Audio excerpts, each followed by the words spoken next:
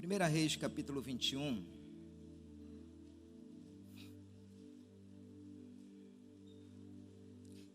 Quem achou, diga amém.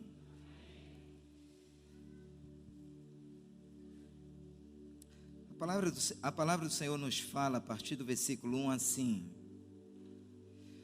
Sucedeu depois disto o seguinte: Nabote possuía uma vinha ao lado do palácio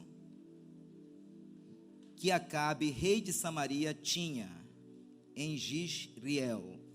Disse Acabe a Nabote: Dá-me a tua vinha para que me sirva de horta, pois está perto, ao lado da minha casa. Dar-te-ei por ela outra melhor, ou se for do teu agrado, dar-te-ei em dinheiro o que ela vale. Porém Nabote disse a Acabe: Guarda-me o Senhor de que eu dê a herança de meus pais.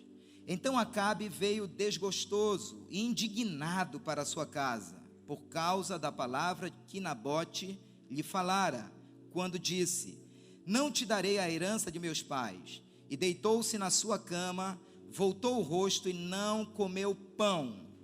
Porém, vindo Jezabel, sua mulher, ter com ele, lhe disse: Que é isso que tens assim desgostoso o teu espírito e não comes pão? Ele lhe respondeu: Porque falei a Nabote e lhe disse: Dá-me a tua vinha por dinheiro, ou se te apraz, dar-te-ei outra em teu lugar. Porém ele disse: Não te darei a minha vinha. Então Jezabel, sua mulher, lhe disse: Governas tu com efeito sobre Israel? Levanta-te, come e alegre-se o teu coração. Eu te darei a vinha de Nabote. Irmãos, essa Jezabel não era fácil não, viu? Em outras palavras, ela estava dizendo: deixa que eu vou resolver isso. Eu te darei a vinha de Nabote. Irmãos, a história de Nabote, lida ainda há pouco, é um retrato claro do que alguém é capaz de fazer quando está debaixo de uma influência maligna.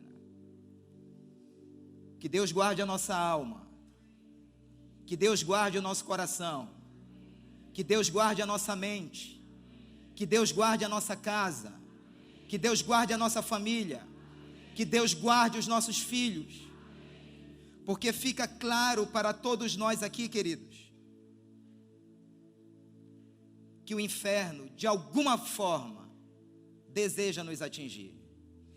E Nabote, ele foi vítima aqui da maldade, da crueldade, da covardia, da inveja, da cobiça, da rivalidade, da manipulação, da usurpação, da calúnia, da mentira, da falsa acusação, da intimidação, da perseguição, do jogo sujo, de um plano ardiloso, fruto de um mau caratismo, de uma mulher que na força do braço, que debaixo, queridos, de uma regência maligna, disse para o seu marido: eu vou resolver isso.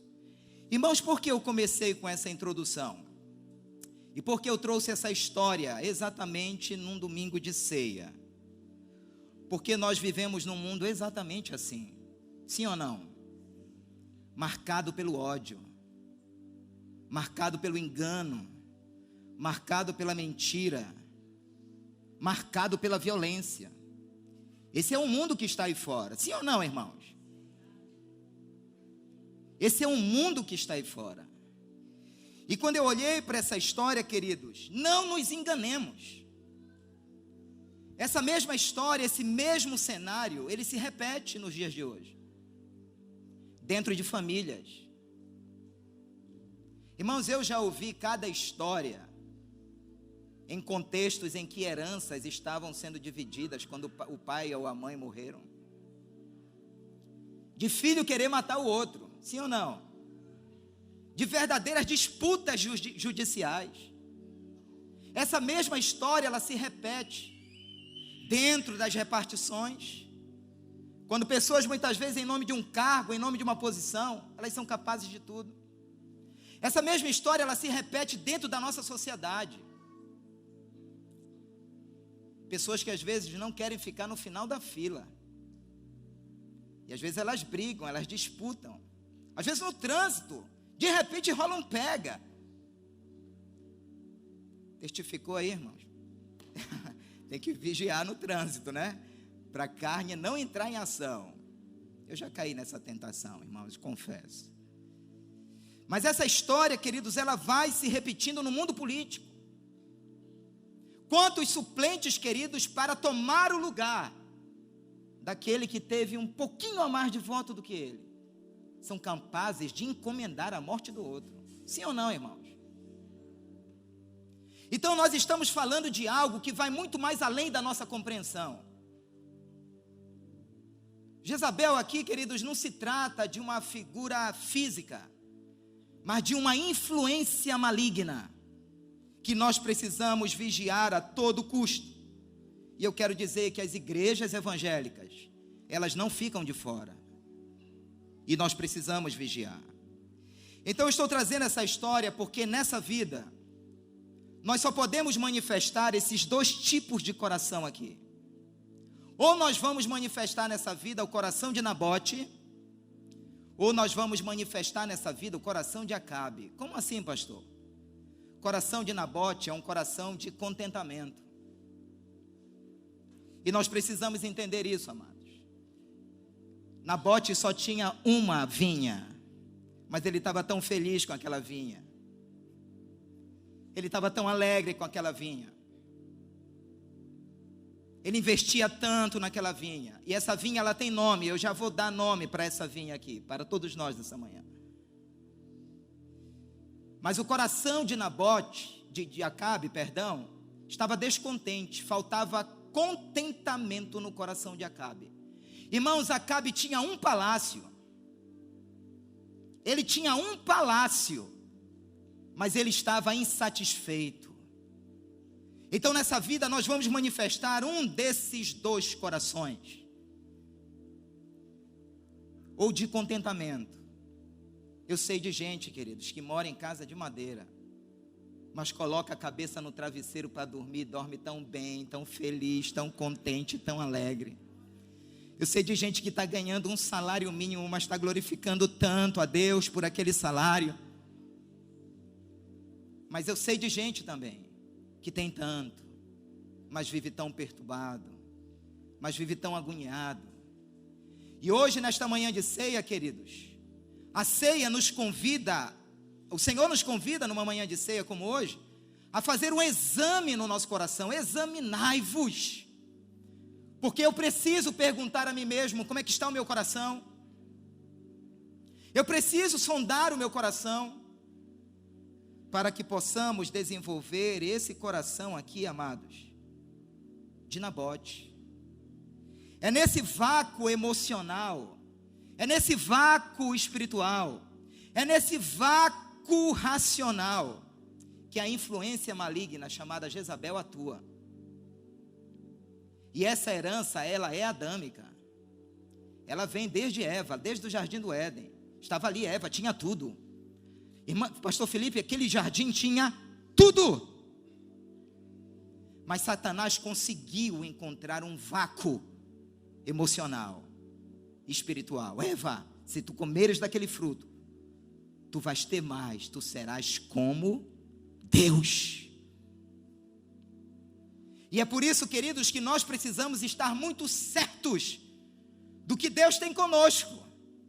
Você precisa estar certo de quem você é em Cristo, porque quando você está certo de quem é em Cristo, e você nutre essa convicção a cada dia, querido, esse vácuo não vai existir na sua vida. Diga amém, dê um aplauso ao Senhor. Não vai existir. Não vai existir. Então estava ali Nabote, queridos, tão contente, mas Jezabel estava pronta a quebrar princípios e a desenvolver atitudes de desonra que desagradavam ao Senhor. Então eu quero fazer algumas considerações aqui que nós precisamos saber. A primeira delas, nós precisamos saber valorizar a nossa vinha. Diga, eu preciso saber valorizar a minha vinha. O versículo 1 diz que Nabote possuía uma vinha. Irmãos, ele tinha uma vinha, só uma. Mas essa vinha chamou tanto a atenção. Irmãos, tem vinha na nossa vida que incomoda, sim ou não? Apareça aí com uma Land Rover. Meu Deus, o que aconteceu com esse irmão? Se alegre, querido. Se alegre. Se alegre. Quem sabe a prosperidade na sua vida vai ser tamanha que você vai daqui para Salinas de helicóptero.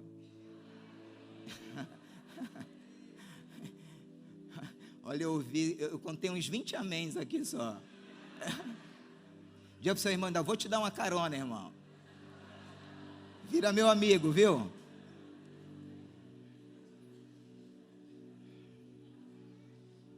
A vinha de Nabote era fértil.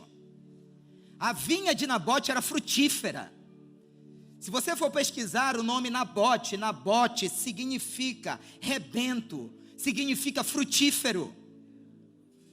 Então, há bênçãos de Deus na nossa vida que, felizmente, queridos, vão incomodar. Fazer o quê? Vida que segue. Até que você se encontre em Cristo e se entristeça com quem se entristece, mas se alegre com quem se alegra. Porque é mais fácil, querido, se entristecer com a irmã que talvez não tenha uma geladeira, do que se alegrar com o irmão que comprou um jatinho. E aí o nosso coração, então, ele vai sendo revelado. Eu quero dar nome a essa vinha. Talvez essa vinha seja a sua família. Talvez essa vinha seja os seus negócios. Talvez essa vinha, querido, seja uma paternidade saudável que você desenvolve com os seus filhos. Talvez essa vinha seja o seu casamento. 50, 60. Quantos anos de casado, Manel? 57. Que vinha linda. Talvez o nome dessa vinha seja o seu casamento. Talvez o nome dessa vinha seja a sua família. Casal tão abençoado. Quando se senta na mesa para jantar, para almoçar, está ali 7, 8, 10 filhos. Olha, se foi uma esposa casada que deu esse glória, marido, ouça o que o Espírito diz nessa manhã.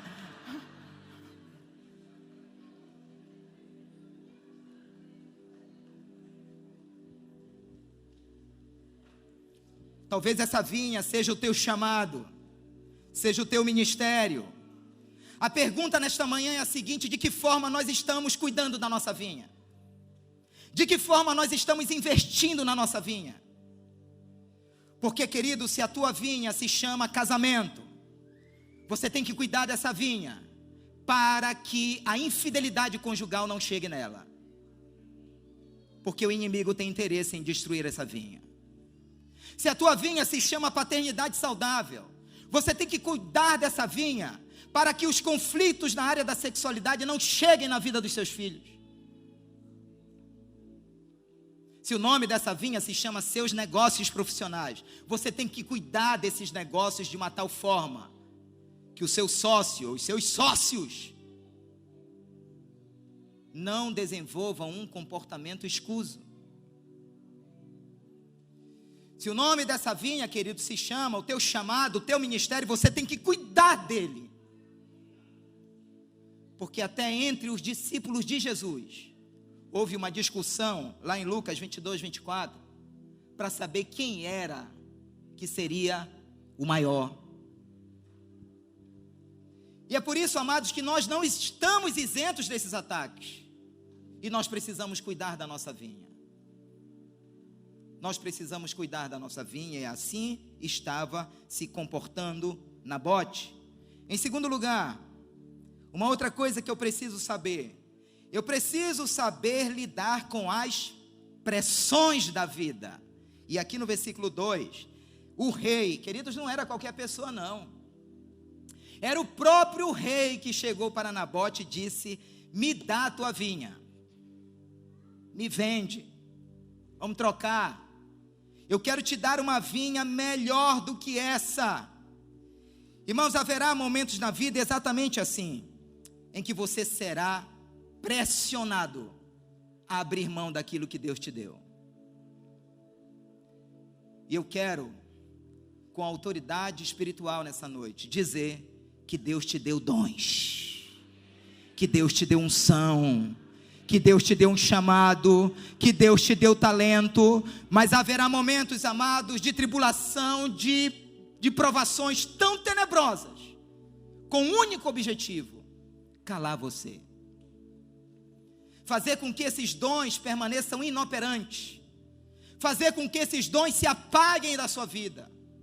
Irmãos, eu me sinto aqui nesta manhã falando com uma geração de crentes que Deus vai usar muito nesse tempo, que Deus vai usar muito nesse tempo. Se você é um deles, diga amém, amém e amém. Não abra mão do que Deus te deu. Cidade de Belém, queridos, pode ser uma vinha. Para mim os nomes dizem muito. Belém, eu creio, profeticamente é a casa do pão para o Brasil e para as nações da terra. Eu creio que o que Deus está por fazer na nossa cidade, querido, será uma chave para a nação brasileira.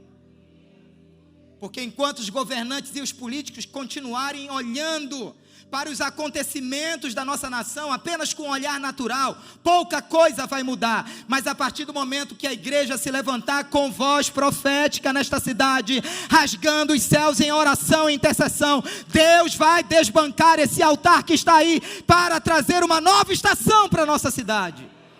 E escute, Igreja Batista Missionária da Amazônia, a igreja evangélica já fez muito nessa cidade. A igreja evangélica já derrubou muitos ursos, já matou muitos leões, mas eu quero dizer com voz profética nesta manhã, chegou a hora do gigante cair, e eu quero crer que nós somos a geração que vai ver o gigante da nossa cidade caindo. Aleluia!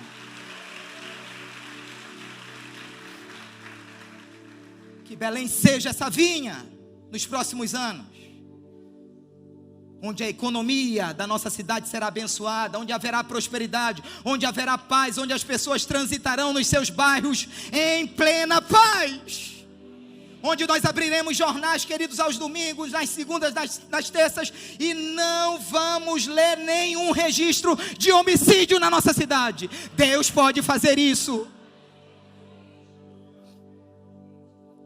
Mas é necessário que a igreja se reposicione. Irmãos, Igreja Batista Missionária da Amazônia nasceu há 48 anos atrás nessa cidade para ser um gigante no norte do Brasil. Essa igreja aqui nasceu debaixo do azeite do Espírito. Não basta cantarmos uma vez por ano, apenas numa figura saudosista. Ninguém detém a obra santa. Isso tem que queimar todo dia no nosso coração. O fogo arderá continuamente sobre o altar e não se apagará. Então, como é que a gente vai lidar com essas pressões? Essa pressão veio sobre a vida de José. Essa ação de Jezabel sedutora veio sobre a vida de José. Todos os dias a mulher de Potifar o importunava, mas ele não negociou. Foi para a cadeia, foi para a prisão, mas ele não vendeu a sua integridade. Essa pressão, queridos, veio também sobre a vida de Sansão. Ao contrário de José, Dalila todo dia o importunava e ele cedeu. Essa pressão também veio sobre a vida de Jesus. Transforma a pedra em pães, te joga do pináculo. Mas o nosso lindo, querido, doce, amado, poderoso, majestoso Jesus não cedeu. Mas pastor, pergunta alguém nessa manhã, mas pastor, era o rei que estava pedindo, pastor. Não importa. Nabote estava convicto daquilo que lhe pertencia, e ele não abriu mão. Irmãos, a melhor maneira de lidar com as pressões e provocações da vida é assumindo uma postura de não nos vendermos, de não negociarmos, de não aceitarmos pratos de lentilhas. Isso está muito claro lá em Hebreus 13, versículo 5 e 6, quando diz assim: seja a vossa vida sem avareza, contentai-vos com as coisas que tendes, porque ele tem dito,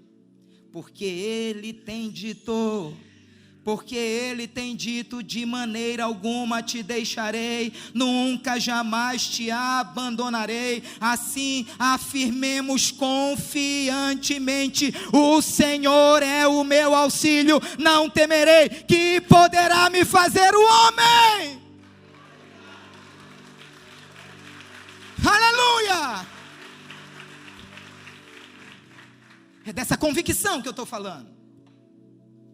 Se Deus é por nós, quem será contra nós? Durma bem, querido. Em terceiro lugar, eu aprendo com essa história, precisamos saber valorizar princípios. O versículo 3 diz assim: porém Nabote disse a Acabe: guarda-me o Senhor, de que eu te dê a herança dos meus pais. Irmãos, eu estou apaixonado por esse Nabote aqui. Quero dar um beijo na testa dele quando eu chegar no céu. Nabote não se vestiu da falsa humildade e da falsa espiritualidade para agradar o rei. Isso para mim é demais. Ele foi verdadeiro, ele foi sincero, ele foi íntegro, ele foi honesto, ele foi transparente. Irmãos, o reino de Deus precisa de pessoas que agem assim, com firmeza, sem falsidade, sem hipocrisia, sem cinismo. Irmãos, nós não estamos aqui hoje numa ceia de faz de conta. Nós estamos numa ceia hoje aqui onde o Senhor está sondando os nossos corações e pensamentos, e Ele sabe exatamente o que passa dentro de nós. O que eu orei ainda há pouco é verdadeiro, e eu coloco isso diante do Deus que eu sirvo. Eu quero que o pastor Monteiro viva, e viva há muitos anos.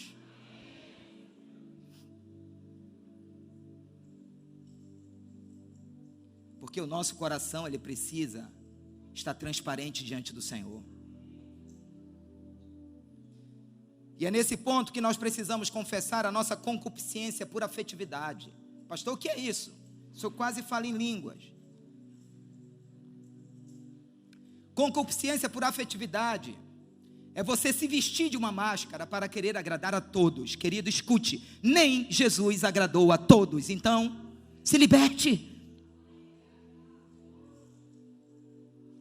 Porque se você está tendo um viver que está incomodando o outro, o problema do outro não é seu, aquele lixo é dele. Viva a vida de Deus. Diga amém, diga aleluia, dê um forte aplauso ao Senhor e libere um grito de liberdade nessa manhã. Seja livre! Seja livre!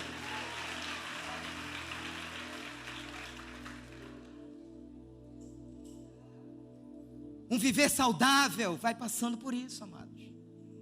E a gente tem que saber lidar com isso. Até porque, lá em Números 36, 7 e 8, a gente não vai ler por uma questão de tempo. Nabote era um homem de princípio. A lei mosaica proibia a negociação das terras por herança.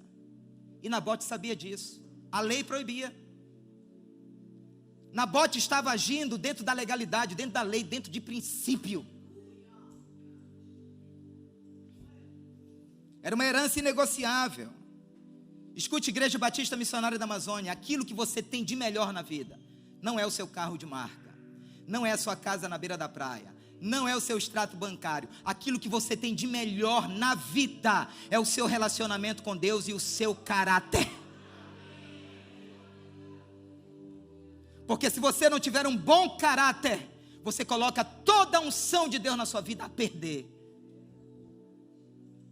É por isso que o reino de Deus, ele precisa de pessoas que tenham mais caráter do que carisma. Porque o carisma maquia muita coisa, o caráter não. É aquilo que você é. Posso ouvir amém nessa manhã? O reino de Deus precisa de homens que valorizem princípios, que não abrem mão dos valores morais, dos valores espirituais. Então eu quero te dizer algo, e falo isso pelo Espírito de Deus nessa manhã. Todos nós, inclusive eu, seremos levados para essa encruzilhada aqui, aonde a gente vai ter que decidir querer agradar a Deus ou querer agradar aos homens. Ou vamos ficar sozinhos na mão de Deus, ou vamos agradar aos homens nos vendendo. Em quarto lugar, eu aprendo com essa história também. Precisamos saber lidar com emoções tóxicas. O versículo 4 diz que Acabe, quando ouviu aquele não, olha como ele voltou para casa desgostoso e indignado. E aquilo foi tão tóxico na vida dele, tão nocivo, que ele se deitou na cama e ele não quis comer, ele não quis tomar café, não quis almoçar, não quis jantar. Queridos, as emoções tóxicas têm esse peso na nossa vida, sim ou não? Elas adoecem o corpo por inteiro. Elas roubam o teu apetite. Elas roubam o teu sono. E ele estava aqui, queridos, tão desgostoso, tão indignado. Esse sentimento que abre portas para o mal agir. E é por isso que, como igreja, nós precisamos nos ajudar. Eu preciso ser verdadeiro com você, Carlinho. Você precisa ser verdadeiro comigo. E nessa troca de verdade, você me ajuda e eu te ajudo. E aí o corpo de Cristo só se fortalece saudavelmente. Porque nós vamos para o mesmo céu, igreja. Mas não gosto dele, pastor. Olha para a cara dele, querido e querida. Sabe por quê? Vai te acostumando, porque ele vai viver contigo durante toda a eternidade lá no céu. Gentilmente, olhe para o lado e diga: meu irmão, eu te amo, e Jesus também. Jesus te ama e eu também. Escute algo, queridos, essa manhã é uma manhã de cura e de libertação, amém? Escute algo e receba isso no seu espírito. No reino de Deus, pode ser que lá fora não, mas no reino de Deus, na igreja, você não precisa cultivar esses sentimentos aqui. Sabe por quê? Porque a vontade de Deus para a sua vida, ela é boa, mas ela não para aí. Se fosse só isso, meu irmão, já estava falando em línguas, glorificando. Tem algum glória a Deus aí? Mas ela não para aí, ela não para aí. Além de boa, ela é agradabilíssima. Já era motivo de glorificar, mas não para aí. Além disso, ela é perfeita, porque o caminho de Deus é perfeito para a sua vida.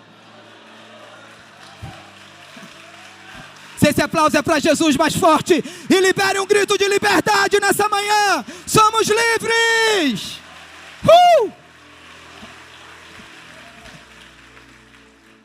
E eu declaro profeticamente sobre a sua vida nessa manhã: tem caminhos nessa vida que Deus vai abrir só para você passar, e depois ele fecha, como fez com o Mar Vermelho. O caminho do Mar Vermelho foi aberto só para o povo de Deus passar. Jó 42, bem sei que tudo podes, ó meu amado. Eu sei, não precisa ninguém me dizer isso. Eu não preciso ouvir nenhum vídeo. Eu não preciso ouvir ninguém. Eu sei que tudo podes, ó meu amado. E nenhum, absolutamente nenhum dos teus planos podem ser frustrados.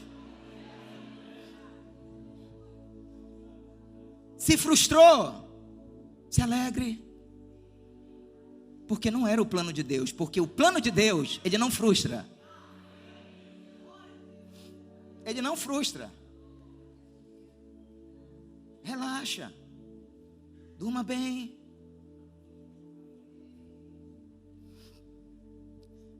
Na vida, nós precisamos aprender a lidar com sims e com nãos. Irmãos, é fácil receber um não? É fácil para um adolescente, para um jovem? Afim da meninazinha e recebe um não? Mas eu recebi vários, eu não entendo porquê. Mas quando os meus olhos se abriram para aquela gatinha, e quando eu percebi que ela começou a ficar afim de mim, eu disse: é ela.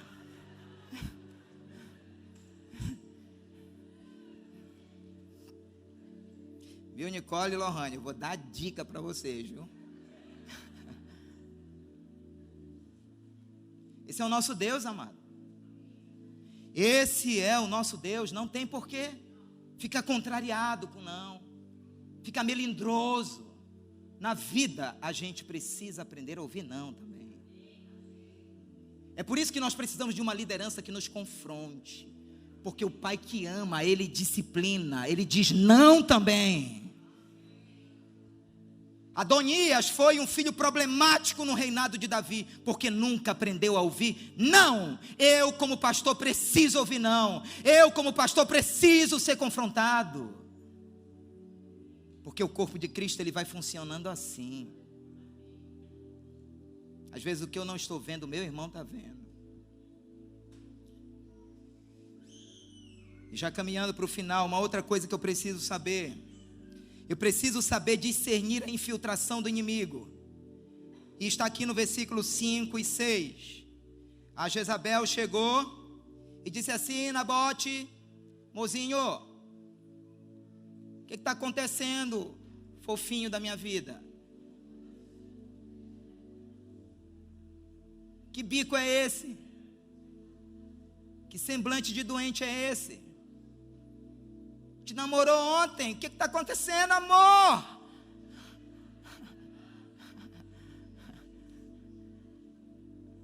O problema era outro, irmãos. Existem questões na nossa vida que só Deus sabe o que está passando no nosso coração. Porque Deus, Ele não vê como o homem vê. O homem, ele vê a aparência e se empolga. Mas Deus, o Deus que nós servimos e amamos e que está nessa manhã aqui, Ele não está olhando para a minha performance. Hoje até usei 2 tipos de tons de azul para não ter confusão. Eu quero é paz, irmão.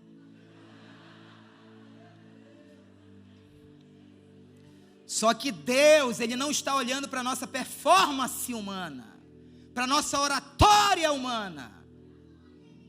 A adoração que Ele busca é a do nosso coração, Marcelo.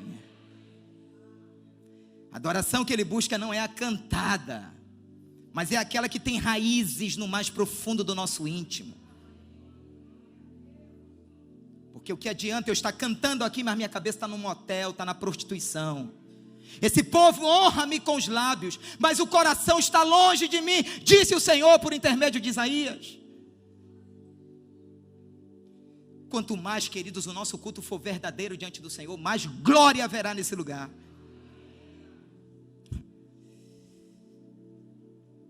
Nabote não trilhou o caminho da bajulação, nem por medo de perder o que tinha, e nem para adquirir o que não tinha. Isso aqui é lindo. O nome disso aqui é caráter. Escute algo: bajulação é uma das armas mais usadas pela influência de Jezabel. E líderes, quer seja um presidente da república, um governante, um pai de família, um pastor, líderes precisam ter esse discernimento. Bajulação, queridos, é diferente de elogios. Bajulação busca obter o reconhecimento das pessoas. É por isso que o falso é amigo de todo mundo. Ele não desagrada a ninguém, ele não contraria ninguém. Mas o elogio, ele é sincero, sem querer nada em troca. E nós precisamos fazer essa sondagem no nosso coração. Nós precisamos ter esse discernimento como igreja do Senhor. O versículo 7 diz que Jezabel disse para Acabe: eu te darei essa vinha. Irmão, Jezabel não tem respeito pelo que é do outro. Se essa influência está acontecendo dentro de um casamento, esse marido vai desejar a mulher do outro. Esse marido vai querer uma amante. Essa esposa vai querer o marido do outro. Porque essa influência não tem respeito pelo que é do outro. Não respeita princípios de autoridade e legitimidade. Essa ação demoníaca chamada Jezabel quer tirar o outro de circulação. Tudo aquilo que se interpõe no seu caminho, ela quer tirar de circulação. Jezabel está representada aqui por um poder, por uma influência maligna, que aconteceu na vida de João Batista. Herodias quis matar aquele profeta. Herodias mandou trazer a cabeça de João Batista numa bandeja. Essa influência estava dentro da igreja de Tiatira, como eu preguei aqui. Jezabel estava dentro da igreja. Irmãos, isso é tão assustador que tem uma igreja lá em Apocalipse, uma das 7, que foi chamada por Jesus de sinagoga de Satanás. A igreja ainda não acordou para a onda de engano que está por vir através do anticristo. São dias maus, irmãos. Em penúltimo lugar, uma outra coisa que eu preciso saber honrar a vinha do meu próximo. Eu posso ouvir amém? Amém. Irmãos, me assusta o que está aqui no versículo 8. Então, ela escreveu cartas em nome de Acabe, selou-as com o sinete dele e as enviou aos anciãos e aos nobres que havia na sua cidade e habitavam com Nabote. Irmãos, eu fiquei assustado com isso aqui, porque essa é uma das características dessa ação demoníaca chamada Jezabel. A sutileza, os bastidores, ocultação. Ela pega e escreve cartas em nome de Acabe. Quem recebeu aquela carta era o rei, mas não era o rei. Era Jezabel que tinha feito aquilo. E a parte mais triste para mim aqui do versículo 8 é que os nobres, os anciãos e o próprio povo não perceberam nada. Como muitos de nós não percebemos esse altar muitas vezes dentro da nossa casa, dentro da nossa família, na cidade onde nós habitamos e infelizmente em algumas igrejas. O versículo 9 diz que ela escreveu nas cartas dizendo, irmãos, isso aqui é nojento, eu vou usar essa palavra. Ela escreveu cartas dizendo, apregoai um jejum e trazei Nabote para a frente do povo. Irmãos, é chocante saber que Jezabel fez uso das coisas espirituais para enquadrar Nabote num cenário de assassinato. Ela convocou um jejum. Hipocrisia. Esse jejum aqui era mentiroso, como muitas ações espirituais que muitos representam são também mentirosas. Mateus 7, Senhor, em teu nome eu expulsei demônios, Senhor, em teu nome eu fiz isso. Vocês são mentirosos, apartai-vos de mim, eu nunca vos conheci. Aquele que tem olhos como chamas de fogo, querido, dos olhos dele nada escapa. O engano muitas vezes vem embutido de certos ensinos, de certas estratégias. Irmãos, nós já adotamos aqui nessa igreja estratégias que no pacote das estratégias tinha ensinos que destoavam da graça de Deus em Cristo. Nós custamos a decifrar tudo isso, mas o Senhor nos trouxe essa lucidez. O Senhor nos trouxe essa lucidez como pastores dessa igreja.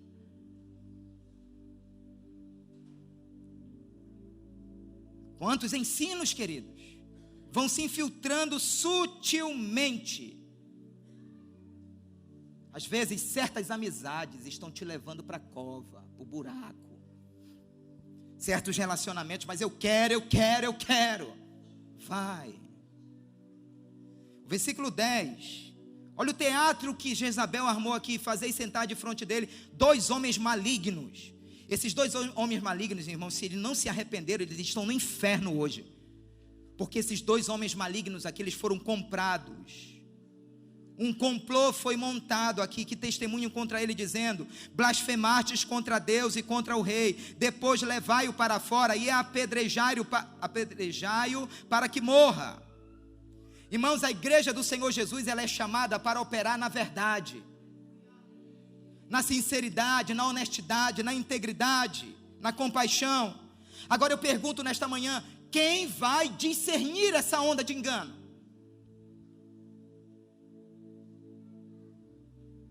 Quem vai desmascarar esses meios insidiosos e injustos para se conseguir vantagens? Quem?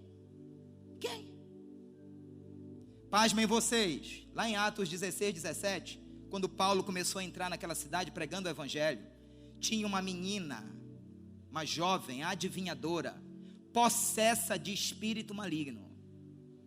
Só que ela caminhava atrás do apóstolo Paulo todos os dias, diz o texto. Glória a Deus! Esses homens são servos do Senhor. Eles estão anunciando o caminho da verdade. Todo dia. Mas teve uma hora que Paulo, pelo discernimento do Espírito, olhou para aquela jovem e repreendeu aquele espírito imundo. Mas sem o discernimento, qualquer um de nós diria: que menina ungida, que menina abençoada, que menina... Gente! Mas ela estava possessa por um espírito maligno. Então, se tem algo que não pode faltar na igreja do Senhor Jesus, se chama discernimento. Versículo 14 diz que pegaram, por isso que no reino de Deus os fins não justificam os meios. Versículo 14 diz que Nabote então foi apedrejado.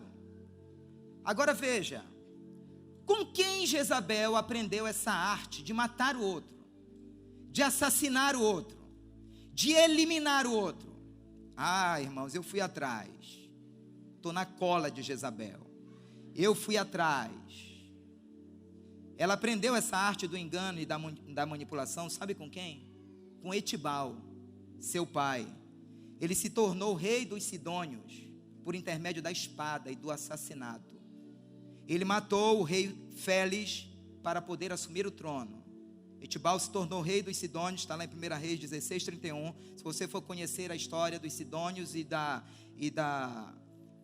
posse desse trono aqui, na época de Etibal, você vai encontrar essa história. Então veja que a tendência de Jezabel matar, eliminar, enganar, manipular, ela herda isso de uma cultura paterna. E para completar, ela se casa com Acabe, cujo pai também adquiriu o trono por meio da espada e da força humana. Mas eu quero dizer aqui que no reino de Deus as coisas não são por força e nem por violência. É pelo Espírito. Paulo planta, Apolo rega, mas é Deus que dá o crescimento. É Deus que faz florescer. É Deus. E por fim, eu preciso saber sustentar as convicções até o fim. E no versículo 15, Nabote é apedrejado. E Jezabel manda o recado dizendo: olha, amor, lindão, Nabote morreu. Vai e toma posse da vinha dele. Jezabel chegou aonde ela queria, porque essa é uma das suas características: controle e poder. Nabote, queridos, era uma voz sozinha. Muito pouco ele poderia fazer aqui. Mas o que me apaixona em Nabote é que ele se recusou a negociar com Acabe. Às vezes, amados, nós vamos ter que padecer inocentemente. Isso vai acontecer comigo e com você, em qualquer situação da vida. Porque há um texto que diz que aquele que quer viver piamente vai ter perseguição. Quantos querem, querido? Pastor, olha, eu quero uma vida que agrade ao Senhor. Eu quero viver piamente diante do meu Deus. Quem quer isso? Aguarde a perseguição. Diga para o seu irmão: segura a onda, irmão, mas vai valer a pena. Dá um aplauso ao Senhor nessa manhã. Vai valer a pena. Vai valer a pena.